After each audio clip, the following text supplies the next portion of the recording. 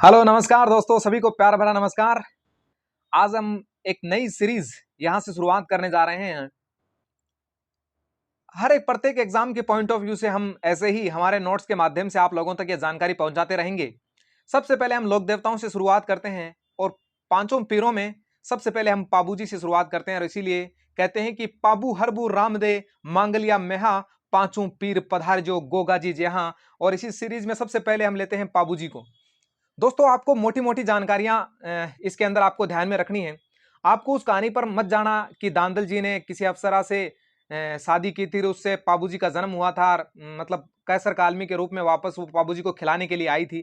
तो उससे सबसे उन बातों को छोड़कर आपको बस यही फोकस करना है कि हमें बड़ी बड़ी बातों को पाबू जी के बारे में देखना, जो एग्जाम के पॉइंट ऑफ व्यू से बहुत ज्यादा इंपॉर्टेंट है।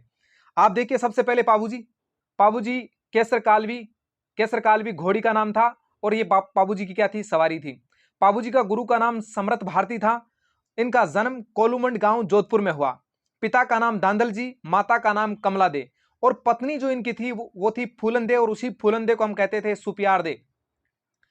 सुपियार दे अमरकोट पाकिस्तान, जो अभी हाल फिलहाल में पहले भारत का हिस्सा था लेकिन अब अमरकोट पाकिस्तान के हिस्से में, के सूरजमल सोडा की पुत्री थी। जाति राजपूत, गोत्र राठौड़ से। अवतार माने जाते हैं लक्ष्मण का, क्योंकि जो इनके भाई के बारे में आपने सुना होगा, हम उसमें उसके बारे में और डिटेल से कभी और टाइम मिलेगा तो हम करेंगे उसके बारे में भी चर्चा। फिर आगे देखिए, उपनाम क्या क्या पाबू जी को और किन किन नामों से जाना जाता है वर्तमान भारत के परिदृश्य में। हाड़ फाड़ के लोक देवता, प्लेग रोग का निवारक देवता, ऊंटों का देवता। ये क्वेश्चन कई बार अभी आपने वीडियो जो प्री दिया था 2021-22 में, उसमें वो आया था कि ऊंटों का लोक देवता कौन है, तो उसमें पाबू जी का नाम था। गौ रक्षक देवता यानी गायों का रक्षक, गायों की सुरक्षा करने वाले देवता। पाबू जी ने देवली चारणी की गायों की रक्षा करते हुए देचू जोधपुर, अब देखो ये देचू दिया हुआ है यहाँ पर, अब कभी कभी कहीं कहीं पर आपको फड़ौदी जोधपुर जो एनसीईआरटी अपनी वर्तमान में चल रही है उसमें आपको फलौदी जोधपुर मिल सकता है, नामक स्थान पर बहनोई जायल शासक जिंदराव खिंची के सामने 1276 में वीरगति को प्राप्त हो गए पाबू जी। पाबू जी की जीवनी कौन सी, आप देखिए, पाबू प्रकाश। और इस पाबू प्रकाश के रचयिता है मोड़जी ओसिया या ओसिया मोड़जी, जो आप कहें वो सुटेबल जिस तरह से आपको लगे। पाबू जी ने 7 थोरी भाइयों की रक्षा गुजरात के अन्ना बागेला नामक शासक से की।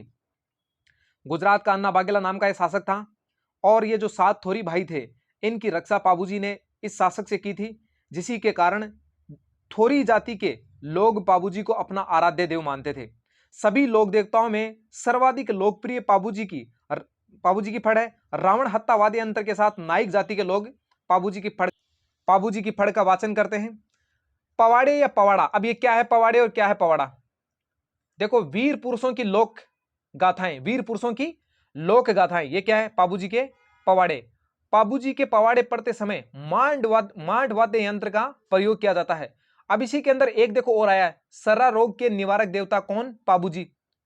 मंदिर कहां पर है? कोलूमंड जोधपुर के अंदर, याद होना चाहिए। यहां पर भी आ सकता है कि पाबू जी का मंदिर कहां पर है, तो कोलूमंड जोधपुर में। इनका मेला कब लगता है? तो चैत्र अमावस्या को पाबू जी का मेला लगता है और इस मेले में थाली नृत्य का आयोजन होता है।